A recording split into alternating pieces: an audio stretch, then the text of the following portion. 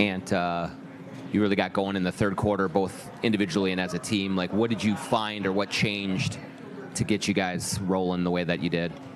At halftime, Coach came in and just said, we playing like we already won the series pretty much, and I don't really like that.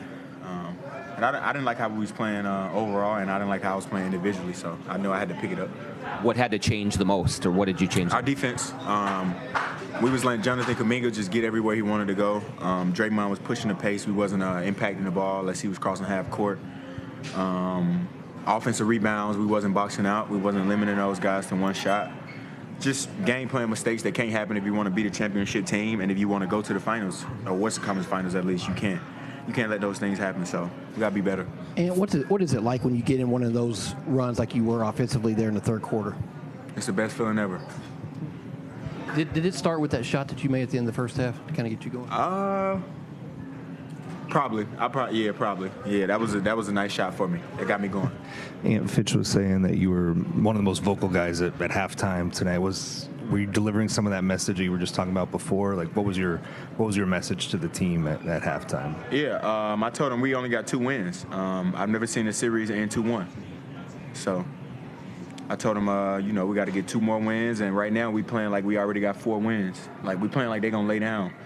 And knowing this team, knowing their head coach, they're never going to lay down. So we had to figure it out, man, because if we would have kept playing like that, we would have lost tonight. And I was inside talking to a couple of your teammates about your run in the third quarter, what it was like, and they said you could hear the pain in the crowd. When you're on the road, you can hear the pain in the crowd. What does that do for you when you hear that? Oh, it's just satisfaction. Just the best satisfaction ever. And what's your leadership role and Julius's leadership role on this group, and how do you guys play well off of each other's games? Leadership roles is not really. It's not really about it. I don't really think it's about like our roles. It's just about certain things have to be said at certain times because you can't get comfortable, man. You can't get comfortable in the NBA, especially not the playoffs. And just learning how to play off of Ju. Just when he in the post, knowing when to cut, knowing when to space for him, just reading him, man. And I think the more we play together, the better we've got. For me, being able to read him, when to be ready to shoot, when to cut, when to screen for him, when to get out his way. Because, man, he'll force when he going downhill, man. He had it going tonight. It was exciting to watch. I told him he cold. And I heard you when you were coming into the locker room at halftime just telling your teammates that they got to do a better job of finding you so you can help them. Do you feel like that was something that happened and helped get you going in the third? Yeah, for sure. And it was all Jaden, honestly. Because me and Jay, I talk to Jaden the most. Like, I tell Jaden all the time. I come up to him in timeouts like, hey, these dudes, the way they guard you, boom, you got to be in actions with me. And I think one play he drove to the corner, strung the defense out, and then curled around and DHO'd to me and set a great screen, and I walked into a tray ball. So, it's usually Jaden most of the time because he gets the ball, he pushes. If he ain't got nothing, I tell him, come right back to me and trust me. So, big shout out to Jaden. Hey, Ant, in the first quarter, it looked like after you hit a 3, you were talking on the sideline to Steph and saw the video of you pregame having some fun with the night-night. How tough is it to not have that player on the court competing against you, to have someone to have that game within the game against, and how do you keep that even though he's not in the game? Sometimes it's tough, but trust me, man, I wish he could be out there to play against him, no matter how it goes. But yeah, just from working out with him in the summer, that's what I told him after I hit a Tracy, because he told me I had missed one. He was like, you weren't gonna make that, you was too open. And I was like, I ain't gonna never stop shooting him. I learned that from you this summer. So yeah, man, he's the greatest shooter of all time. So I would definitely love to compete against him, man. But, he got hurt, unfortunately, and I hope he gets better. And just wanted to talk about that moment you shared with Gary Payton. Obviously, got his jersey in your hand. Yeah. Just talk about that moment, how dope it is that you got these legends, coming up to you, kind of giving you your props and stuff, too. He didn't really come up to me. I came up to him. I don't think he's the type of guy to go up to nobody and give anybody props anyway. So I went up to him because, of course, I hear all the stuff about him, and then I go watch film on him, and he was really like that. So I told him, like, man, I'm a big fan, and I love the way you guard it, man. And even offensively, he had a lot of game, you know what I'm saying? So And his son kind of played defense similar to him. His son, super handsy, physical. So, yeah, big shout out to him, man. Hey, and at what point of this, maybe the regular season, did it like register in your head that Julius had like this level of offensive game and being able to do what he's been able to do in this series? You said during the regular season? Yeah, like when did you realize Julius? I think when he came back from injury, man. When he came back from injury, it was just like, it was like a whole different person.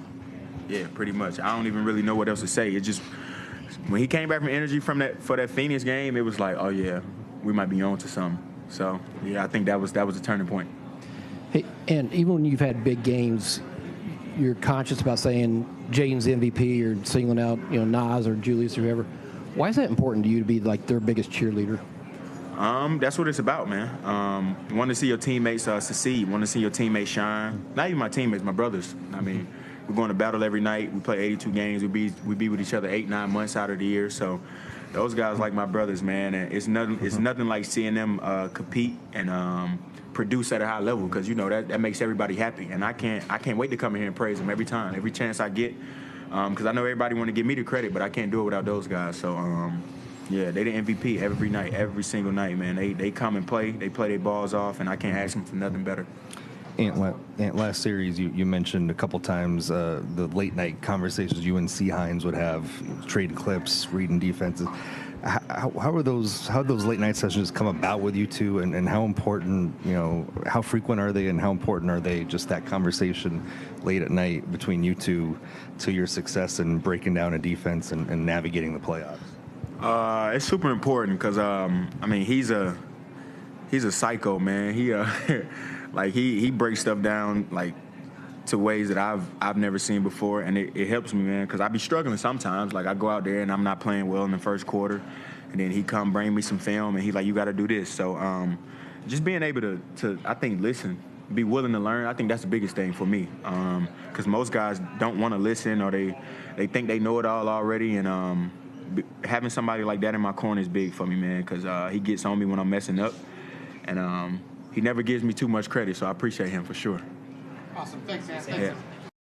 Got off to a huge start tonight while everyone, it seemed else, was trying to find their way in to the game. Just how important was it for you to set that tone and just make sure you could keep the thing afloat while everyone else was kind of joining up with you? Super important. I always think, for us as a team, when we get off the good starts, it kind of sets the tone for us as a team for the game. So I always try to come out with the mindset of just being aggressive early, whether that's, me scoring or getting my teammates involved. That's just really my mindset. I know how important it is for our team. The Warriors defense has been physical with you guys all through the play. What did you find in the third quarter as a group collectively that allowed you to kind of blow the doors open? Our defense. They averaged 60. They averaged 30 a quarter for the first half, and we held them to 17 points in the third quarter. I think it was really as simple as our defense. We got stops, and we were able to get out, in transition, get some easy looks. Obviously, Ant went crazy in the third quarter as well, hitting multiple threes. So, that kind of, gave us some good separation, and, we just got some consistent stops. Julius, you've talked to us over the course of the season about overcoming physical things, right? You had the injury coming into training camp, and then the groin in the middle of the season. What's the mental battle been like this season, and to kind of come out both physically and mentally? Seem like you're in a really good spot.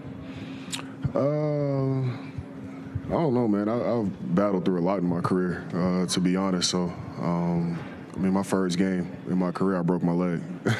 You know what I mean? So I've been through a lot. I had a great mentor in Kobe, that didn't necessarily let me pout or get down on myself. His thing was always, all right, what's next? How can you get better? How can you improve? So I always just kind of took that mentality with me. Growing up, my mom raised me to be a hard worker and not feel sorry for myself. So, I just think it's in my DNA, and it's just a part of who I am. I look forward to challenges, adversity, all that different type of stuff. It's room for growth. Julius, along those same big picture lines, your first press conference in Minnesota, you talked about how when you were with Coach Finch in New Orleans, he used you in ways that were the best you had used at that point in your career. And now, all these months later, you've been given a bandwidth to utilize your entire skill set with a lot of quality teammates. What has that been like, that whole process of going through and having your, being able to play all aspects of your game? It's been great. It's been great. Like you said from the beginning, I knew what type of coach Finch was, and what type of basketball mind he was. So I was extremely excited to get here and play for Coach. I think along the season, it was more about learning my personnel and the players that I'm playing with. And where they like the ball, what they like to do, just tendencies and stuff like that.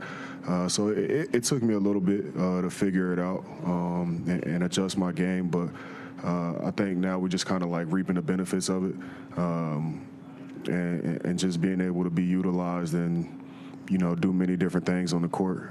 So I've always in my career prided myself on my versatility and being able to do everything on the court. Julius, Finch said Ant was really vocal at halftime tonight. Ant said Finch told you guys you were playing like you had already won the series. Just on a night like tonight, what is halftime like? And is it intense? Is it vocal? And how did that maybe produce the response you guys were looking for in the third quarter?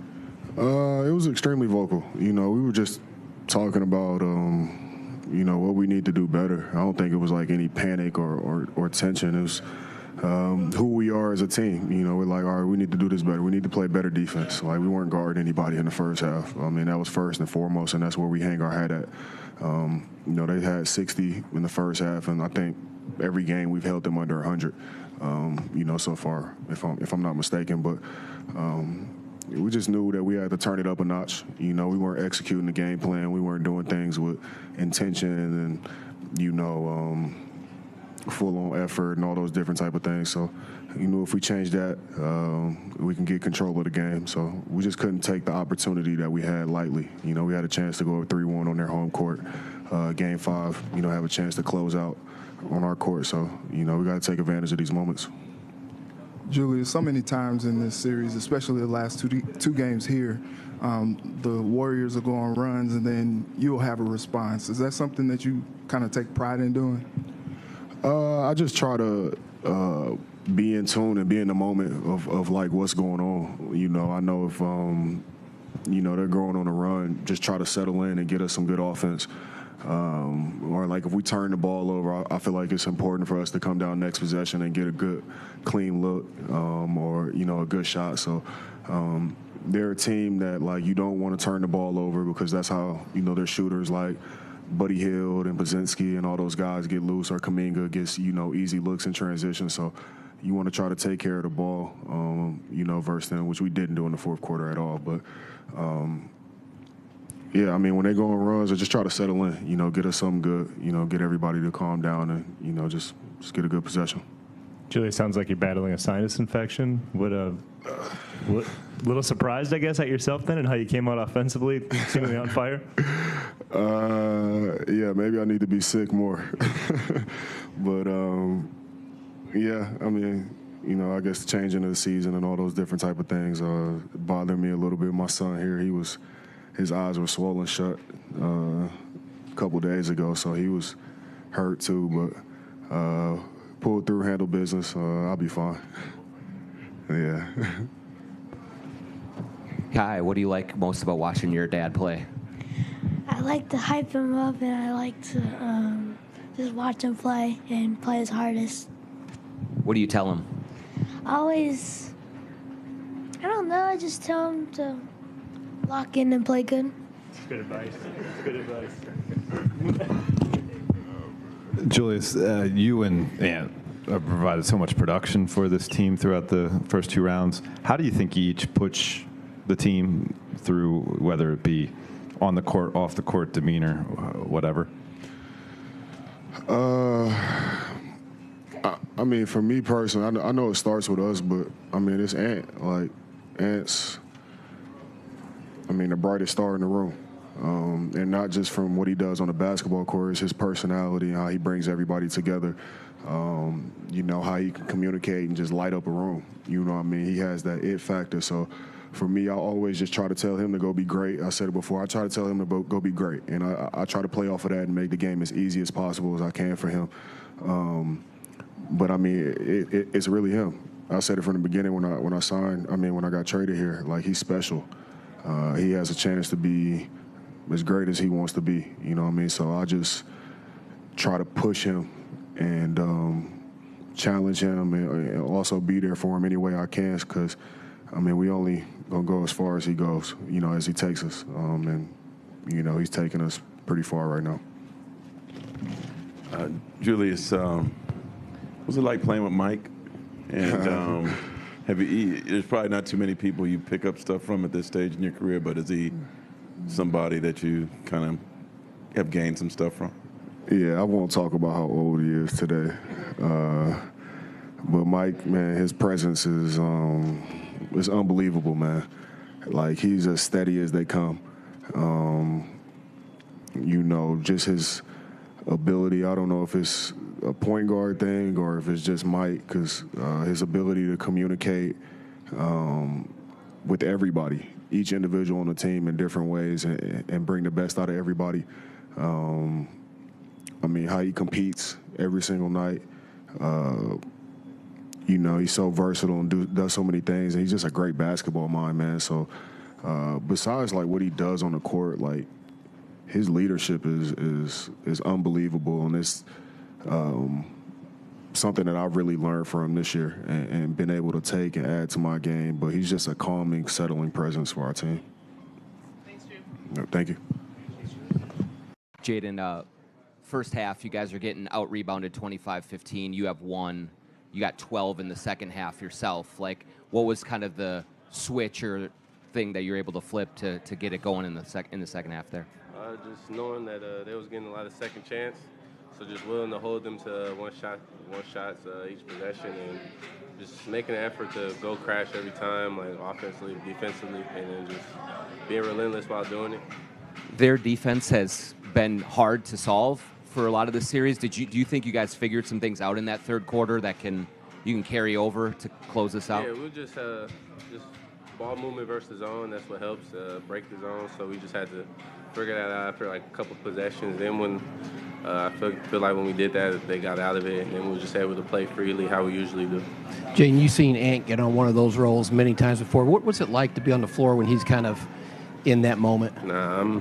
At that moment, I'm a fan like y'all. To be honest, I'm watching him kill. Like, it's exciting, and he put in the work every day, so it's not a surprise to me. And starting in the third quarter, what did you think that shot he made right there at the end of the first half did in terms of getting you guys going? I mean, it's just a shot he worked on. He worked on his step back three, and he worked with people contesting him. So, like I said, it's regular for me, but it's just he just took a good shot, I guess. Jaden, as a grinder, does it give you a lot of satisfaction that in these last couple playoff series you're doing pretty much grinding the other team down, and you can see how their energy kind of disappears in the second half? Yeah, I'll say that's kind of the goal throughout the whole series, just making their main guys tired and just being relentless, picking up full court, like knowing that people don't want to face that how many games we go, so just continuing to do that and just being physical while we're playing. To be able to grab a dozen rebounds in one half and only one in the other half, does that muck up your defensive assignments? I mean, do you have to pay more attention? Nah, not really. It's just me going to the rim, and just some of them was lucky bounces, just came right to me, but most of the time it's just me going back when I'm contesting, just getting back into the paint. Jaden, how impressive was Randle tonight? Came out, set the tone for you guys offensively. Just talk about what you've seen from him, especially the adjustments from game to game. I mean, his aggression, that's what we need. He came out hot. I mean, the whole time he was scoring, I'm talking to him the whole time, like, keep going, we're going back to you. So, I mean, I like to see it, and it's just the work he put in is just coming out. Before you came here, you said you liked playing in front of the road crowd. Has this been the environment you expected?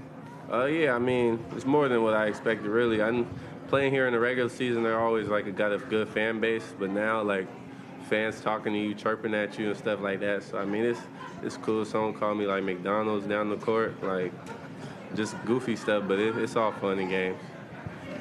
Jay, in the fourth quarter, was it a little relaxation, or there's just kind of, it seemed like you had them dead to rights and then just kind of didn't have as sharp of a quarter? I feel like we just start playing down the competition when they subbed everyone out, and I mean, we can't do that. They almost came back. If there was more time, they probably could have put their starters back in and made a run. So just finishing the game out like how we start. And can you hear something in the crowd when Ant gets going, like in the road crowd, and just like how they react to him hitting a couple of threes? Yeah, sometimes I be seeing people, it's hard not to cheer when you see Ant do stuff like that. So, I mean, yeah, they try to trash talk him, but they still fans. They still be cheering for us sometimes. Hey, Jaden, you mentioned being able to wear on an opponent, over the course of multiple games. Last game, Jimmy Butler took 27 shots, was really aggressive. Tonight, took less shots, especially in that first half. Did you sense anything from him? And as someone who has to guard him quite a bit, what was the game plan coming in to try and limit him? Just really slow him down. I feel like this game he wasn't as aggressive, but I feel like during the game we did our coverages the right way. If it was someone showing or someone switching, I feel like last game we kind of got a little sloppy, and that's when he was able to get to the paint and break us down. But I feel like this game, our coverages, the switching, showing, me staying with, it was all sharp this game. Obviously, Jaden, you talked about the road games. You like the road games, but you're going back home 3-1. Just talk about what you need to see from the crowd at home, the Target Center, and what you're expecting when you go back home to play. Just a lot of energy. I know they're ready for the series to be over, so I feel like it's going to be too loud for me to talk to my teammates in there, but just have a bunch of energy. Thanks, Jim. Thank you.